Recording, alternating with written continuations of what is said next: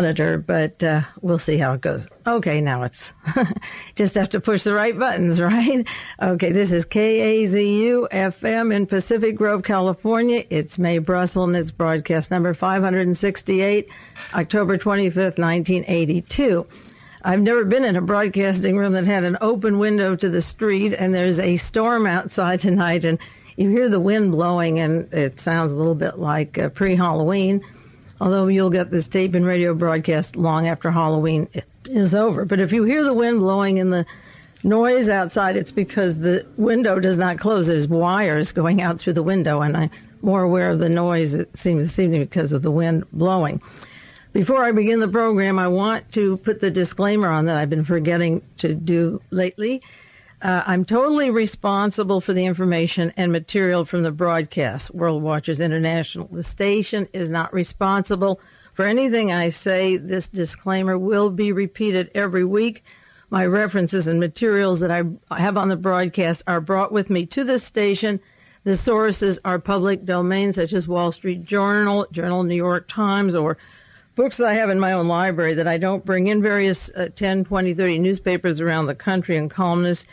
And as of yet, I have not had a lawsuit, but I would, James McCord's the only one who ever wanted to do it, and he dropped it fast when I went on the air and welcomed it and wanted to go into court with him. That doesn't mean that you won't get burned someday by one of these people. I'm using a lot of names, of course, but the main thing is that what I'm trying to share with you is the truth, and you can put the pieces together yourself. I'm not here to damage any particular person, public official, or representatives of the government. Their record stands for themselves, and it's all in the history books, or it will be written in the history books, and you'll see it all. If you don't believe it now, you'll see it come true if you hang in there for a few more years or a few more weeks and listen to the broadcast.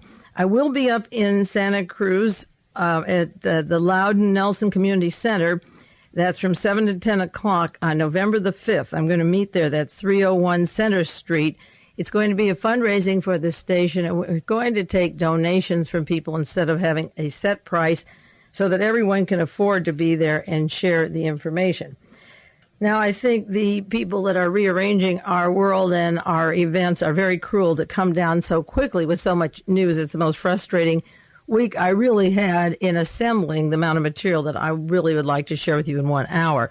We hardly got into the Roberta Calvi, Banco Ambrosiano links to Panama and to the Bahamas, the Luxembourg, and the Liechtenstein banks, et cetera, before the PLO massacre that was taking place simultaneously. And I hope tonight have time to do some more on Menachem Begin and his fascist training and his role in Israel, Palestine, it became Israel, and why there's so many problems there today. I promise that every week, but I hope we get to it.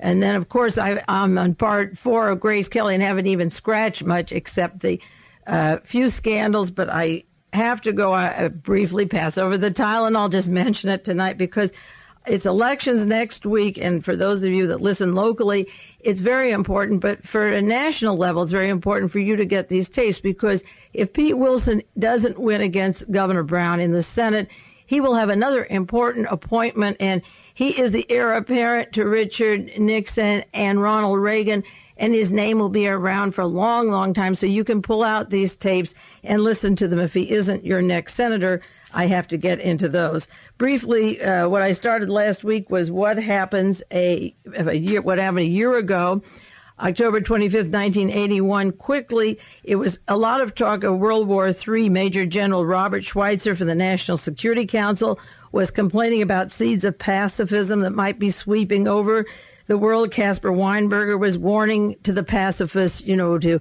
watch yourselves and don't get too iffy or bossy. This is our Secretary of Defense. Ronald Reagan was speaking about limited war that got the mad in Europe. The Senate was moving to send arms to Chile again, and now they've also agreed in the past few weeks to send arms and atomic technology to Argentina. This last week.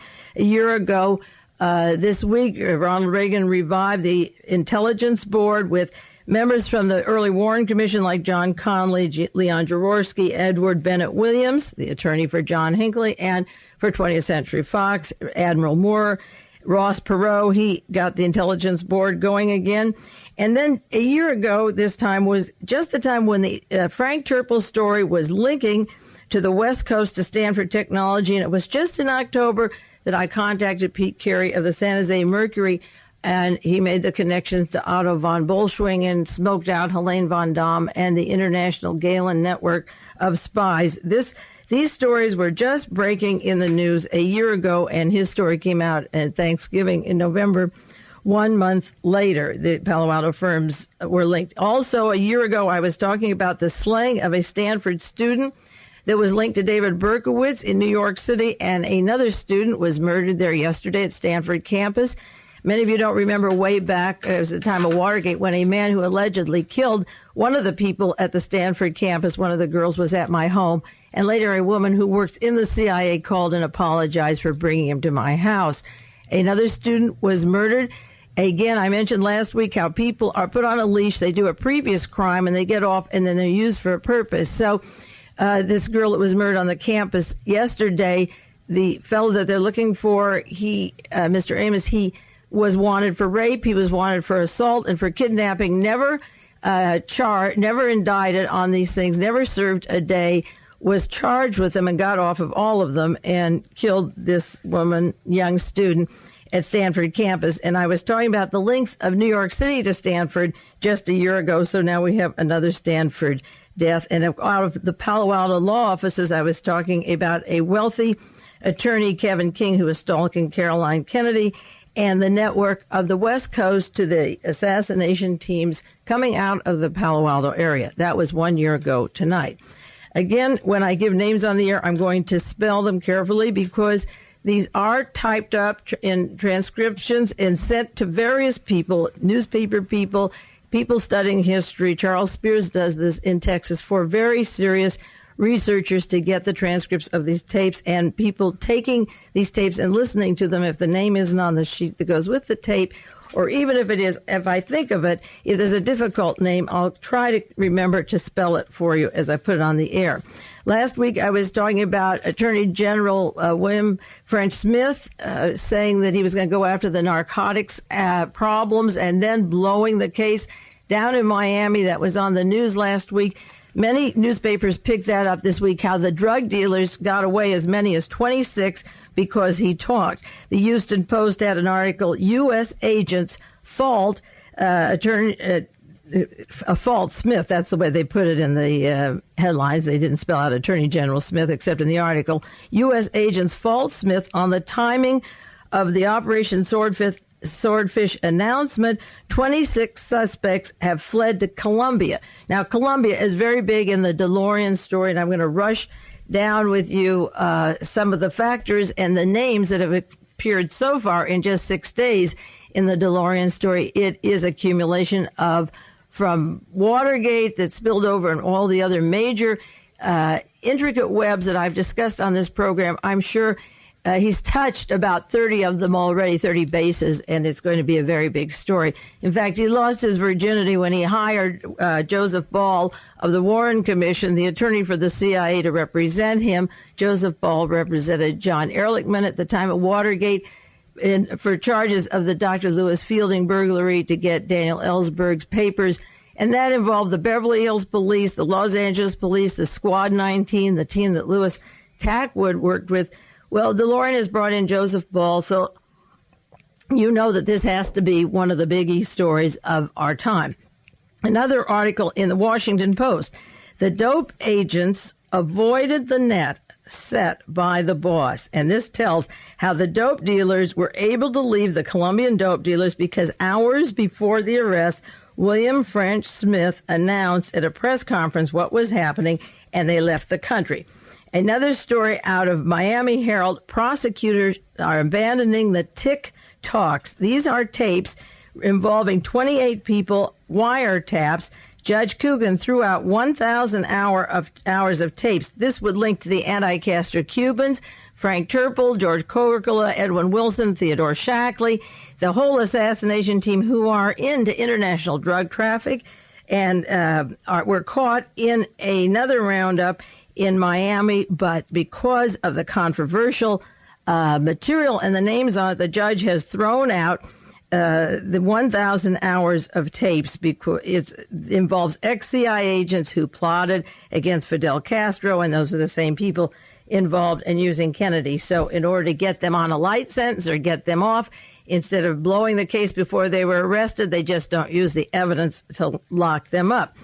The San Jose Mercury had a story, UPI. Attorney General is criticized for tip-off on drug arrest. Now, the reason I bring this up is that we're going into the DeLorean story where he was getting heroin from Thailand, and Mr. French Smith is running over there to Thailand and other major drug bases in a hurry. And Colombia cocaine, and there are many convoluted scandals going on in Colombia right now. The Attorney General was criticized for tipping them off, but he evidently had to make sure that these guys fled so that the link maybe from Colombia to DeLorean and what's going on there wouldn't be sufficiently made by inquiring newspaper people or in the courts. The press conference was at 8:30 a.m. The arrest started at 11 a.m., and I'm sure they had their passport in their pocket and tickets, and they don't just listen to an attorney general's press conference that I don't know if it was even on the air except in Washington. But they had direct communication, and 26 fled. And again, in the DeLorean case, William French Smith has done the same thing. The U.S. Attorney General, and really should be prosecuted. One has stepped down, I understand. They were following the connections of the major cocaine dealers in the Hollywood area with their links to Thailand, to Colombia, to the Cayman Islands, the Bahamas, to Hollywood, to the air bases in Kern County and Camarillo, and San Ynez, where Reagan flies in and takes his helicopter to the ranch and so forth.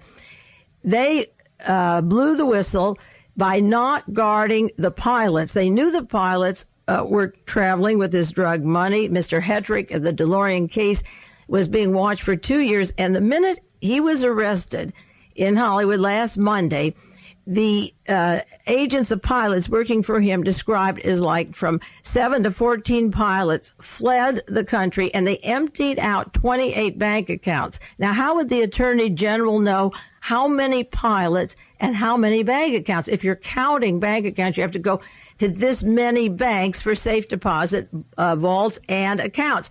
And if there's 28 of them, certainly the federal government could, on a $60 million arrest of heroin and cocaine that's going to be sold on the streets of Los Angeles, couldn't he get 28 men to be waiting at 28 banks around the country in the southern area or wherever it was, just sitting there so they couldn't pull the money out? They did that with Roberta Calvi, with Licio Gelli. Calvi's dead. It's so hard to remember some of these drug dealers that are getting away. When Licio Gelli came back and wanted hundreds of millions from a Swiss bank, somebody was there to say, "Oh, Mr. Gelli, you're under arrest."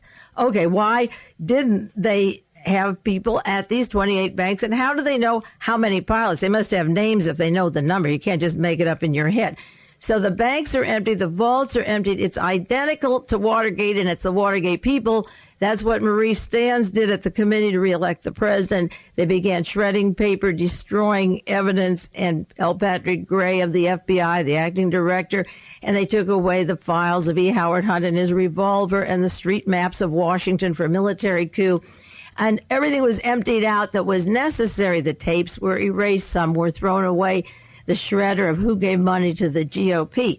So in the DeLorean arrest, and as I said, first they wanted to say that he was just a conscientious man who wanted to give labor to some poor Irish people that needed employment, and so he made a mistaken judgment. It's going to be bigger than that, as I say, with Joseph Ball on the case.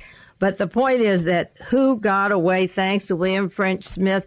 In one case, thanks to him. In the other case, and the Operation TikTok. So all this bravado about wanting to get drug dealers, they may arrest some, but they're letting others out. And as I said before, it's selective arrest, or it is something that is forced, looking for the missing millions out of the many banks that I've talked about over and over again. Now, to update a few stories that I have to get into before I go, I want to do a lot on Pete Wilson of San Diego. There was a story by Liz Smith that was sent to me from a person subscribing to the tapes in New York Daily News, a world washer. This is what the article was in the New York Daily News. The National Law Review recently carried a blind item about something that soon will splat all over the front pages.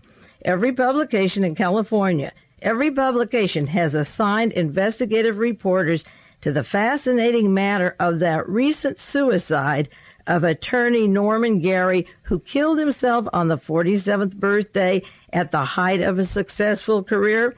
Gary was a lawyer for producer Danny Melnick, who recently departed 20th Century Fox. Watch for this story. It could be bigger than Columbia Studio, not the Columbia cocaine, or maybe they're the same. It could be bigger than Columbia and David Begelman. In other words, more indecent exposure. And that's the title of the book on Columbia. But this death of this particular attorney, and I remind you again what Mr. Stanfield said when he left 20th Century Fox about how bloody and dangerous it was and what was going on there. Now, another story that came in the San Jose Mercury out of the Washington Post, and I called our Monterey Herald editor this week, didn't get an answer, but left a message with the secretary. How come we're not getting any stories on 20th Century Fox when they own Pebble Beach, a good hunk of Monterey, or Seaside and land around here, and our locals aren't getting it unless they listen to KAZU on Monday night? Washington Post, Patrick Tyler. Oil scheme alleged, half owner of 20th Century Fox is under investigation.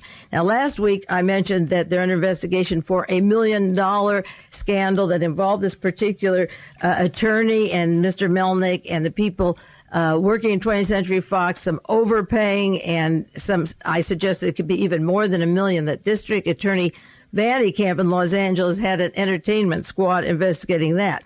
Now, this is bigger than that. Mark Rich, who is half owner of 20th Century Fox, this is from the Washington Post, and one of the largest crude oil traders in the country, is under investigation by a grand jury in New York. So they're investigated in New York and in Los Angeles simultaneously. This is to decide whether he improperly diverted $23 million of crude oil profits in 1980 and 81 to a U.S. company in a Swiss affiliate. Now, Mr. DeLorean is being investigated for diverting money from his car company to a Swiss bank in Geneva. And they both involve the Cayman Islands, so also and other the Antilles down in that area, these wonderful tax shelters down in these islands. The investigation was started earlier this year in the U.S. Attorney's Office.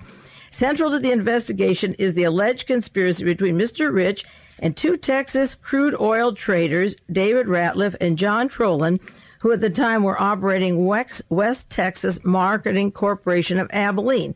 Both men have pleaded guilty, got 10-month prison sentences, and now they are talking about the fact that they controlled the price of crude oil. Mr. Rich and his company, Mark Rich and Company International Limit, sold volumes of allegedly price-controlled crude to the West Texas company.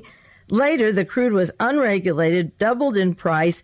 The profits went to the Swiss company, and to cover up those profits, Rich's Swiss affiliate and the Texas company allegedly faked additional transactions that lost an amount of money equal to the profits. Now, Mr. DeLorean is being charged with manipulating papers in his offices, too. You see, he had gotten through, I'll read back and forth to make some comparisons so it gets a little clear about the DeLorean case.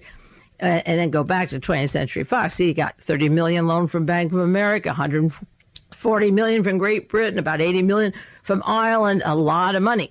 Now, some of this being diverted to Swiss banks. He's crying bankruptcy and willing to sell half the corporation to the mafia, where people have donated, including Johnny Carson and a lot of other people. So the manipulating the papers happened in both cases, and this Rich has been charged with manipulating faked the transactions. They controlled this oil during the peak of the 1979 crude oil, the crisis. Rich and his affiliates controlled up to 150,000 barrels a day of Nigerian crude oil alone. Remember the Wells Fargo story when Mr. Smith, Harold Smith, said they were going to use my bank in Beverly Hills and bring in 50,000 a day or a week from Nigeria, and it had to do with the Japanese mafia? Okay, I use that quotation a lot because here's Nigerian oil just at the time that Harold Smith had the account in 1970, 1980 in Beverly Hills. They use a black man's account, and then he goes, and that involved the CIA too. Rich, 48, runs his international commodities trading from New York City, from Fifth Avenue.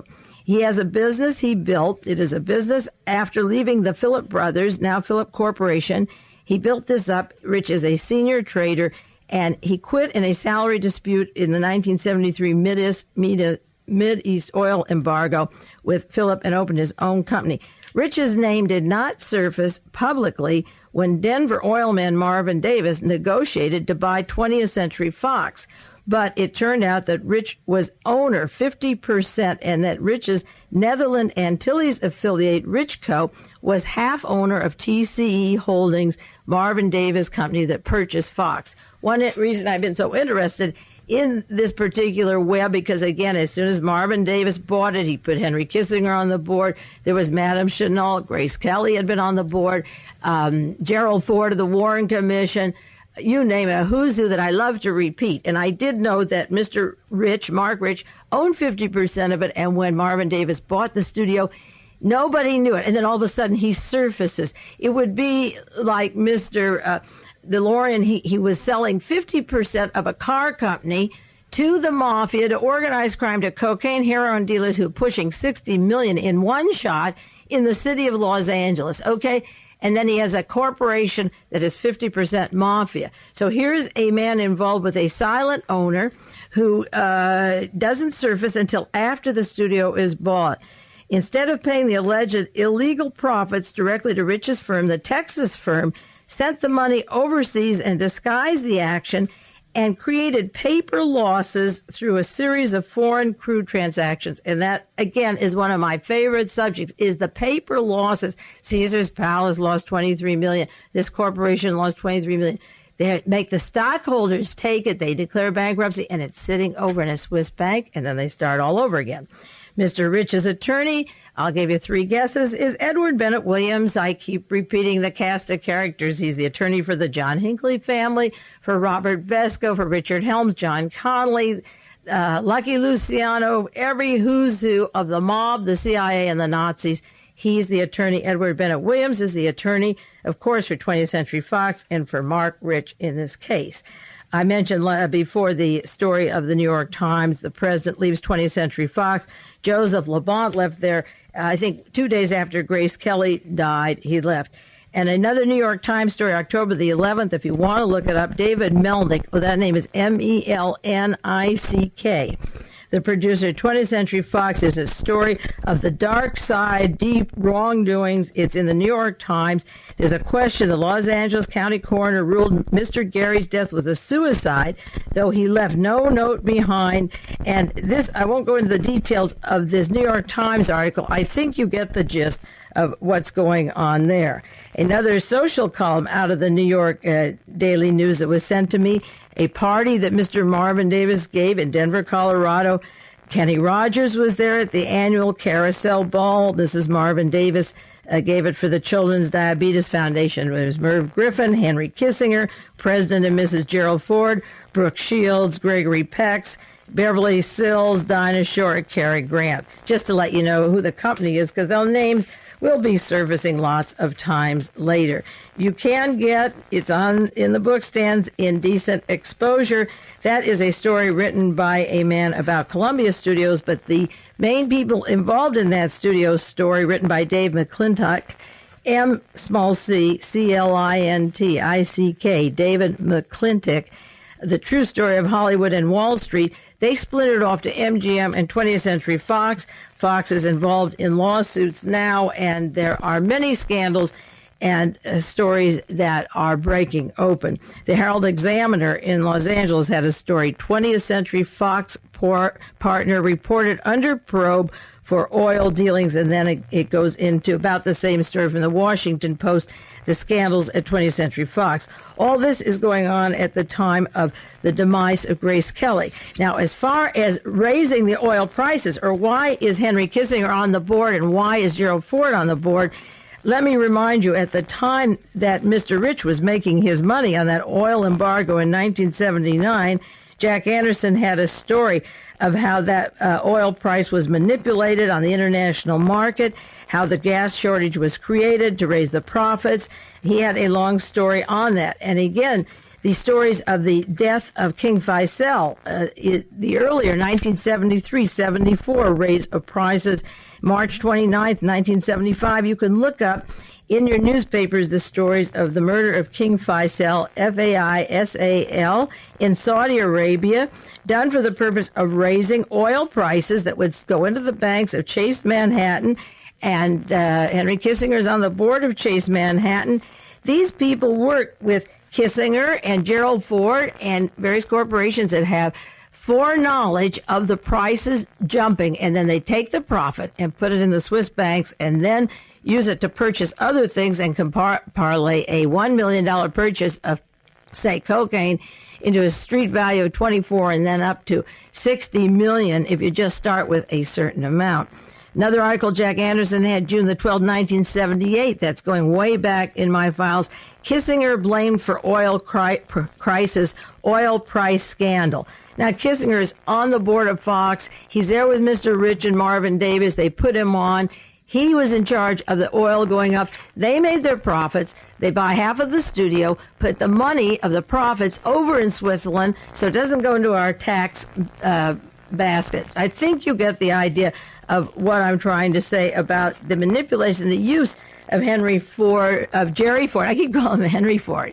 There's no difference, not much, but Jerry Ford and people like Henry Kissinger who make the decisions for the world and work closely with the National Security Council, the CIA, the Defense Department, make strategic moves and create crisis. Then they're on the board of directors of banks and corporations. They're literally a who's who of corporate heads today. And then the profits are used to buy up other businesses, raise the price of movies, give you bad movies, control authors, to wipe out actors or lawyers or judges. There are goon squads available to do that if anyone catches on. So that is the story of 20th century, and we'll do more, I'm sure, every week on that. Also, from the same person who sent me the New York Daily News story, one of these stories was a story about Helene vonDamm that I had on the air last year, and it is not only rumored at a wedding I went to, it's now public knowledge. Top femme leaving Ron. Hint, vonDamm will be envoy to Austria. And it's a story, high administration sources say Helene vonDamm, who lives in Secaucus, New Jersey, Secaucus, and her wealthy husband, Byron Leeds. Now get this, New Jersey, because Donovan, Raymond Donovan, had the strongest supporter, and Helene vonDamm. Christian vonDamm was down at La Paz in Colombia, where the cocaine problem was coming, the debts to Bank of America. He works for Bank of America. Bank of America had loaned Mr. DeLorean $30 million and wanted their money. Colombia, cocaine dealing down in Colombia. DeLorean had a farm in New Jersey where he sequestered cars so it looked like they were being sold on the market. vonDamm her husband is from New Jersey. Raymond Donovan is from New Jersey. DeLorean has a place in New Jersey. They all touch bases in Colombia. Again, I think you won't understand this entire intricate network, but I think you understand that their paths are crossing a little too often. She was born and raised in Austria, the New York Daily News said, where she first met Leeds. Now, she came to this country marrying a person in the army. Then she married Christian vonDamm and kept his name. Then she married Byron Leeds, but she knew Leeds in Austria when she was brought over here by counterintelligence. I wonder what he was doing in the army, if he worked under Henry Kissinger or Fritz Kramer. She met him in Austria. He was an American Army officer stationed in Vienna. Very suspicious of this one. Leeds went back to New Jersey. He married someone else. Years later, he met vonDamm again. She was a Republican fundraiser for Reagan, and what better way than to get it out of the till of these sequestered monies in these international banks. Incidentally, that Otto von Boschwing that she was associated with out here in Sacramento in California, he was the financial investor for the Krupps, the arms of Krupps. Okay. And von Boschwing would take the property and the jewels, as I said before, to Swiss banks in Nazi Germany, away from the Netherlands and Romania and so forth. She's a fundraiser, raising money for Ronald Reagan. Who knows what Swiss banks and money come to Ronald Reagan for TV advertising? I will never know. vonDamm came back and divorced her husband, Christian vonDamm. He divorced his wife, and now she and Mr. Leeds enjoy a weekend marriage. They see each other on the weekends. He runs a huge publishing company in New Jersey. That's an interesting one, a huge publishing company in New Jersey. And if she's the ambassador, he will go back to Vienna with her where they met when he was an Army officer. And again, to remind you, she was brought over here by William Clark, who was in counterintelligence in Europe, one of the most powerful men in Washington. So that's the vonDamm story, and I will update it naturally.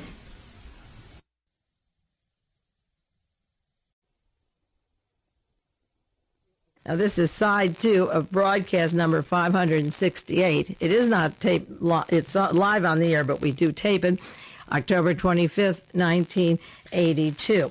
One point about the hysteria of the Coca-Cola poisoning that turned out to be just hysteria, the disclaimer that it wasn't Coca-Cola. I mentioned last week the wars that go on, the cosmetic wars, the competition, the aspirin versus the Tylenol. There's the burger versus the Big Mac, where people are getting dysentery if they eat at McDonald's, and they're getting stomach poisoning, and there's a question why their food should be cooked any longer or slower than anybody else's. There's been lawsuits and articles in the paper. Burger battle shifts to court. McDonald's versus Wendy's and the Burger King. And then another story, stomach illness termed rare type of dysentery and linked to the McDonald's stores. And then on the TV, you might have all seen the football game in California, Monterey, in Southern California, not the Monterey up here. And 70 people were at a football game, and the news stories, the AP said they had some pre-mixed Coca-Cola. And on KGO, which is ABC radio, for every half hour, for 24 hours, it was Coca-Cola, Coca-Cola.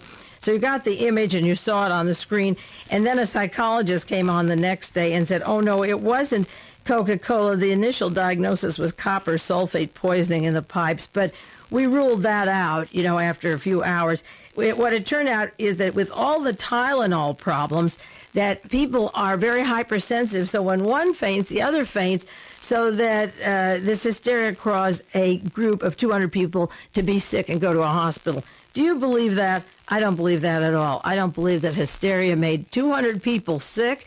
The image of Coca-Cola was there. Somebody clamped down on the story and stopped that BS, but I don't believe for a minute that that was a hysteria. There was something in the drinks, and the name Coca-Cola was used out here over and over again. I don't know if you got it on the East Coast like we got it here. So the Burger King versus the Big Mac, the Borgese face versus the makeup at Magna, the eye Magna makeup, or whether it's Tylenol versus aspirin.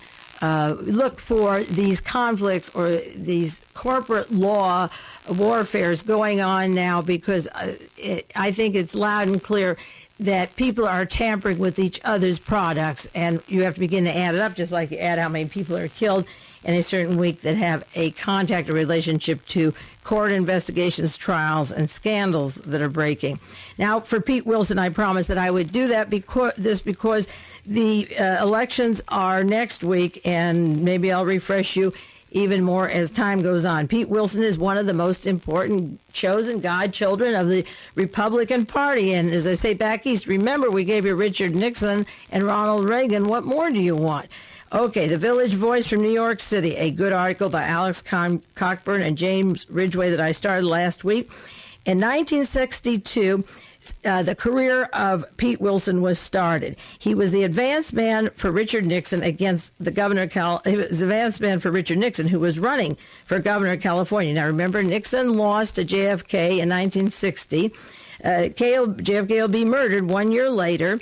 The people that killed him and the relationship to them down at La Costa with Bo Dallas, Robert Mayu, Louis Nizer is the attorney for them. He was the attorney on the Warren Commission that wrote the introduction. These things should be investigated and were never brought up before either investigation of the Kennedy assassination. That down in San Diego, where Pete Wilson comes from, is a direct link to people involved, 1 year later in killing John Kennedy, and Pete Wilson was the advance man for Nixon. He went to Yale and graduated from there. Yale was recruiting CIA, and he said so at the time. This is the Yale of William Buckley, who formed Young Americans for Freedom, and George Bush of the CIA, and many, many others. It was a nest of CIA people. In 1960, he went into the Marines and then went to law school. And in 1966, with the blessings of C. Arnholdt Smith, he began his political career. Well, C. Arnholdt Smith began the organizations and clubs that funded Richard Nixon to run against Jerry Voorhees. There's a book called Dirty Business that discusses the C. Arnholdt Smith bank failure in San Diego. Up to that time, it was the biggest bank failure in the United States, $1.2 billion in assets. That equals the Ambrosiano Vatican connection and their banks missing money at this time. They stuck on a $1.2 billion. But C. Arnholdt Smith was linked to crime figures, the San Diego Union, the newspaper that had a very big part in the career of Pete Wilson. The life of C. Arnholdt Smith is in many books on Richard Nixon, on corruption, on Watergate. I don't have to say more. That name should ring some bells, and if it doesn't, go to the library and check that one out. He began in 1966 with Pete Wilson's career when he got home in the Navy. Pete Wilson was an assemblyman for 2 semesters in Sacramento. Then he was the mayor of San Diego, and as I mentioned last week, 1972 was the year that ITT was funding the hotels there, that John Mitchell was working with the hit squads from LAPD to kill Richard Nixon and put Agnew in, to round up the radicals and have all hell break out at the convention and blame the anti-war people. He was the mayor of the city when this was going to take place, and he was the protege of C. Arnholdt Smith. Down in San Diego is the Marine Navy base El Toro, where Oswald met with federal agents before he went to Russia. It's close to the Nazi network and drug channels to Mexico. It's the home, as I say, of La Costa, and also one of the homes of Mr. DeLorean of General Motors, who also has homes in New York and Ireland, New Jersey, and banks all over the world. Okay. Pete Wilson was put in also by the Copley newspaper. It's a major newspaper in San Diego. They control the San Diego Union and the San Diego Tribune. A writer from that newspaper, Otto Boss, I wonder if he's related to Otto von Boschwing, is Wilson's press secretary. He formerly covered the Union and the City Hall reporter. Wilson's press secretary before Otto Bosch was promoted to Bechtel Corporation, where we have our Secretary of State and Secretary of Defense. Peter Kay, the Union's associate editor, worked on Wilson's campaigns. He had strong ties. The whole newspaper had strong ties to the Copley paper down in San Diego and to the power structure of the military and the San Diego establishment. The San Diego Union was accused by the anti-war people during the time of the war and the demonstrations of turning over to the reporters photographic material of the demonstrations. They were informers for the FBI. The San Diego Union was accused of helping the FBI get convictions on the anti-war people. A man behind the career of Pete Wilson is General Victor Brute Krulak, Krulak. We'll have to look more up on Krulak and see if he's one of these Nazis that came out of the Fritz Kramer operation, because he was a former director of editorial policy for the Copley newspaper and Vietnam commander of the Marine Corps. He approved and praised the counterinsurgency program, the pacification of William Colby. And as I said before, I think I mentioned it last week, he was too far right to get an appointment.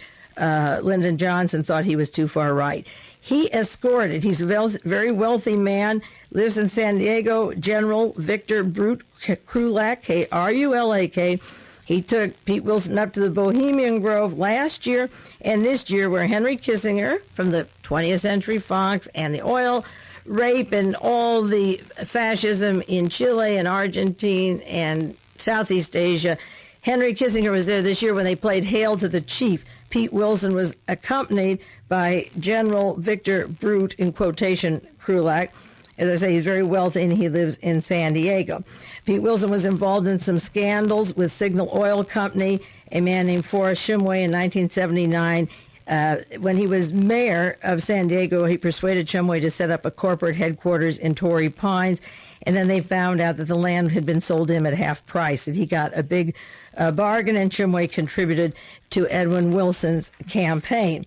The Edwin Wilson links to Governor Mike Curb and the kitchen cabinet and Ken Reitz are very, very thick.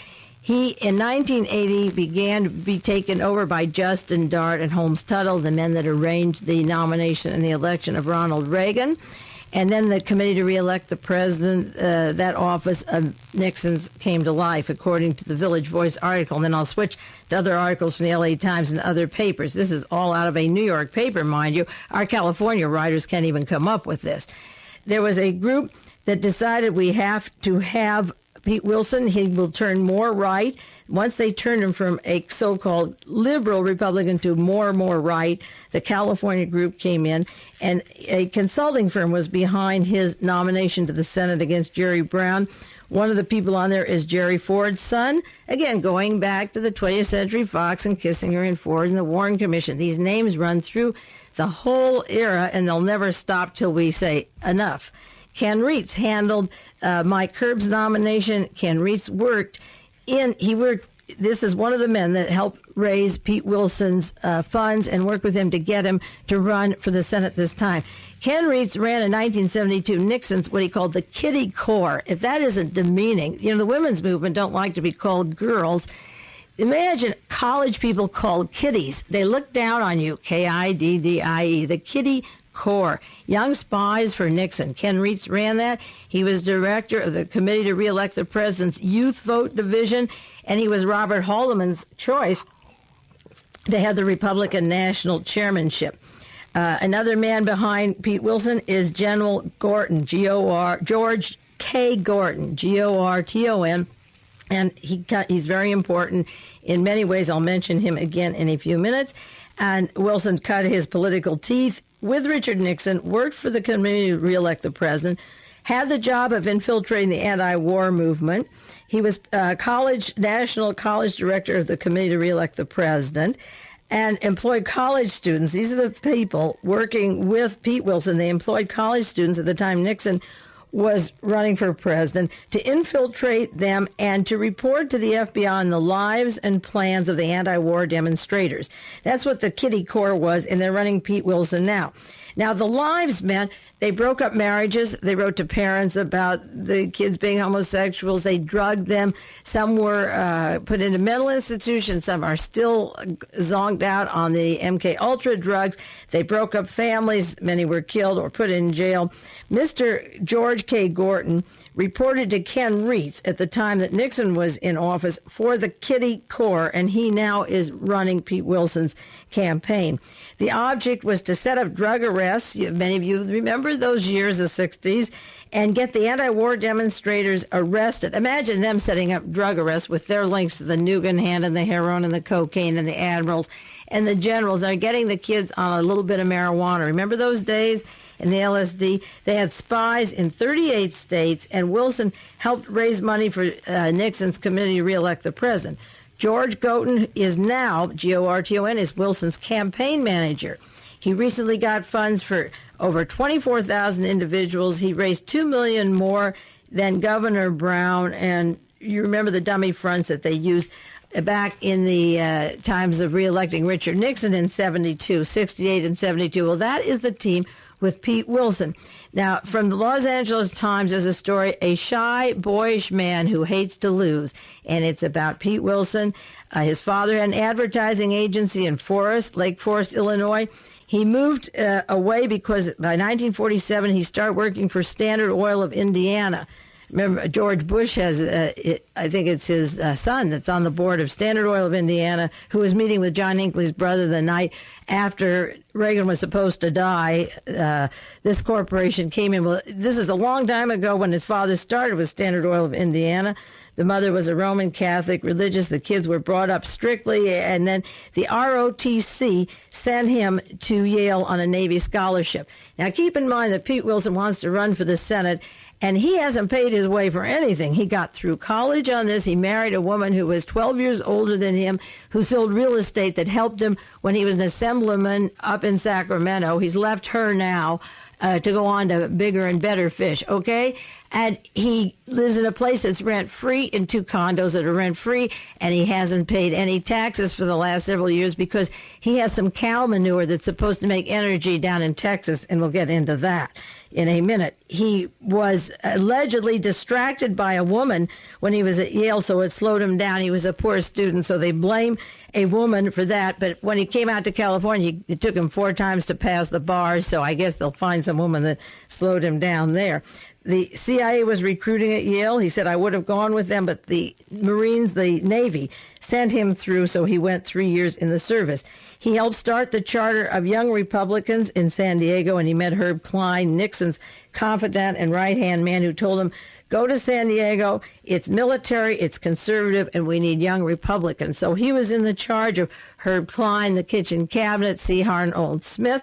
Then he went on in 1962. The Young Republicans was really getting their muscles ready, and the Young Americans for Freedom, started by William Buckley up at, from Yale. Also, the gang that were to move from Munich, Germany, down the Dallas-Fort Worth area when John Kennedy was murdered, and they've never been smoked out or forced to testify or see where they are now.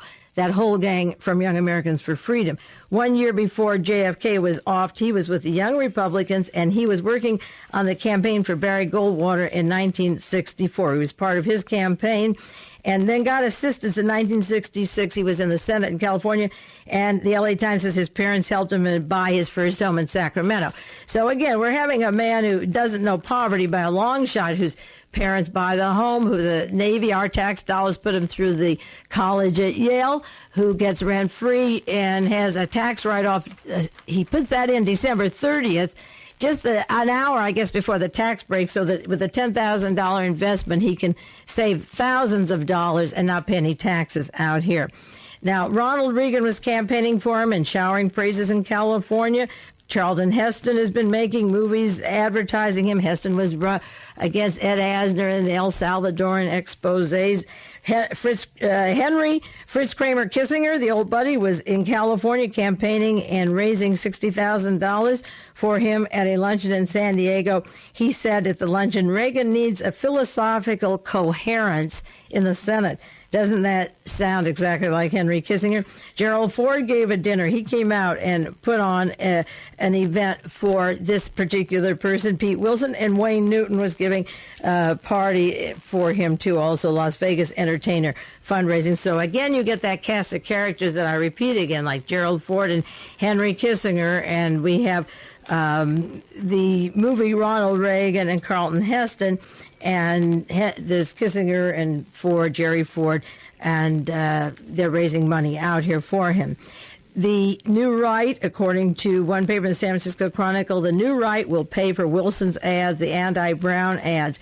And the main thing, one of the things that's very important, is they keep throwing up the medfly incident. Now, the medflies came for Peru. They were 200 to 300 million fertile medflies that were brought in. Arm & Hammer, who put up money, who's one of the close associates to Pete Wilson running against Brown, has investments in Peru. J. Peter Grace and his family were called the Pirates of Peru in an entire book, and the links of the CIA to Peru and organized crime. When our governor, Jerry Brown, was told that sterile flies were coming in as a cure and they were fertile, then he was the brunt of everything in, across the board. If you travel in the country, you saw medfly shirts at the airport. On Ocean Avenue in Carmel, there was a store with medfly shirts. I went in and yelled my head off, and they weren't in the window after that. Everywhere you went in cartoons, and they still talk about the medflies. Jerry Brown has never answered back how the CIA airplanes did the malathion spraying, how the whole medfly scandal was a point for campaigning later against Jerry Brown, and the Peruvian medflies, the laboratories, have never been identified if they were and had any relationship to the very people funding Pete Wilson's campaign. There's an article in the paper last week, September 18th. First the medfly, now the madfly. Peru's gangland chief, Moscow Loco, called the madfly, said he would pay the Peruvian nation's $10 billion foreign debt if they would give him a free hand and open up the U.S. narcotics market. So the way Mr. DeLorean pays his debts, or the way they pay them in Peru to the United States, open up the drug market and we'll pay the debt. Peru is very much in close with the United States and the drug dealers and would love to be unleashed.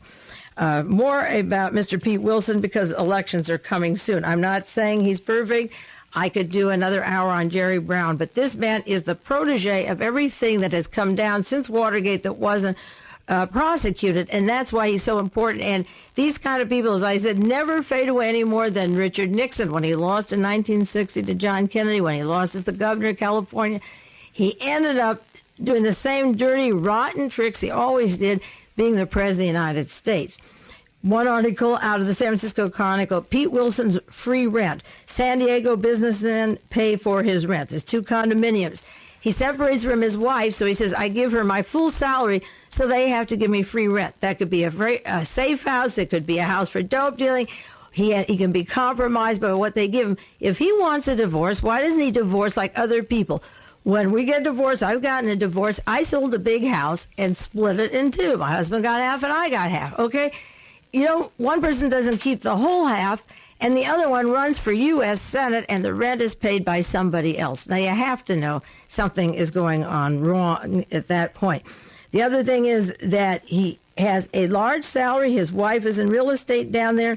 He paid no income taxes. What he had is called the Texas Cow Manure Tax Shelter. You can translate that into Bull S Shelter. Filed just the night before the taxes. He put in $10,000, and that instantly, with that 24-hour little postage or 1 minute that goes into the mail slot, he saved $20,000 that year and more later, and it hasn't belched a bit of gas or energy. It's supposed to bring out energy. Now, he belongs to this company that's going to get this energy out of California, a C.W. Gossett of Gardena, California. And the board of members isn't even identified. The people that he owns the property with aren't named. They claim they don't know. According to San Jose Mercury, it's very secretive. You can believe it's secretive. They found a piece of land in Texas, and he gets a tax write-off for what he makes, for what his wife makes in real estate. The property, according to people in the town, is 80-odd pipes sticking in the air. They closed it down in 1981 because there was a windstorm that broke the windmill. And this guy has his big salary, and a windmill knocks down a piece of a pipe so that there's no energy coming out of it, and he gets all these write-offs, okay? Now, Howard Baker was out here speaking for him, and William Colby was working with Howard Baker and the CIA covering up Watergate crimes. So Baker is praising and stumping for Wilson, another person who's stumping for him. Now, he was caught with a tax shelter, and he was asked to explain. He said he didn't know the identity of the other limited stockholders. What if it's hypothetically, what if it's Mr. DeLorean? What if it's heroin and cocaine? DeLorean, there's secrets about who is involved in their companies and the operations he's in. How can elected public officials or anybody else who gets a tax write-off not have in front of him who he's with in case it's a crook, you know, when to get out, in case he's a swindler or extortionist? How did you get your profits? He doesn't know the names. Really, Mr. Innocent, okay? Mr. Gossett put it together, but he was under indictment when he did it. He was questioned by the government. There were liens on his property. There's a question of $70,000 involved. Pete Wilson, he wanted to run for senator. He may have to cough up a lot of money. They're asking him who lent you the $70,000 on this involvement. And his partner, this Charles Gossett, had liens before he took the money. He hadn't paid his taxes either. There were tax problems with this particular person. Wouldn't an advisor, a counselor to a man who's been put in, this is a ridiculous hypothetical question, wouldn't somebody relate to C. Arnholdt Smith and Mr. Goldwater and Reagan's kitchen cabinet running Nixon's campaign? Wouldn't you know that he wouldn't know who put money into where he's getting his tax write-offs? Isn't that weird? And he doesn't have an accountant that tells him who they are. He gets into the Texas cow manure investment because his wife made a lot of money. A lot of wives make money, and a lot of people make money, but they have to pay taxes. So there's an investment question here. His wife, Betty, is a real estate agent, his ex-wife. She got into investments after Robert E. Miller asserted a recommendation by J.J. Pontius, Pontius, former secretary of the National Association of Realtors. Mr. DeLorean owns a lot of real estate in San Diego. Does he know these people? Does he know Betty Wilson? Did he buy property from her? See, DeLorean has the same friends and the same crowd. It's Sammy Davis. It's Johnny Carson. It's the multinational banks. The DeLorean scandal, and I'll do a lot on it next week. I wish I could do it this week, but I wanted to do the elections coming up. Takes you to Swiss banks, as I say, to the Bahamas, to the Caymans, to Utah, to corporations in Nevada, to all kinds, the Continental Illinois Bank, to whet your appetite, which involves many of the people I mention every week on the air, including the funding of Marvin Davis and Fox Studio. Now, Pete Wilson, 4 months before he got involved in this deal, this man was under investigation, federal investigation. He had $5,986 tax lien on his development company. Before Wilson invested, there was a tax lien in September 1980. And in November, there was another tax lien where Mr. Gossett and his brother Jerry Gossett were in trouble with their taxes. So how is it that a man running for public office, who was the mayor of San Diego, who was 2 times in the assembly in California, the protege of all these fine people, of Henry Kissinger and Jerry Ford and Ronald Reagan and Mr. Howard Baker, the who's who of what's what for the past 20 years, they're all pumping for him in the Senate. How does he get away with that? And finally, in the last minute or so, the Pete Wilson people pulled the same thing that Richard Nixon and his group pulled in San Jose or wherever Nixon campaigned.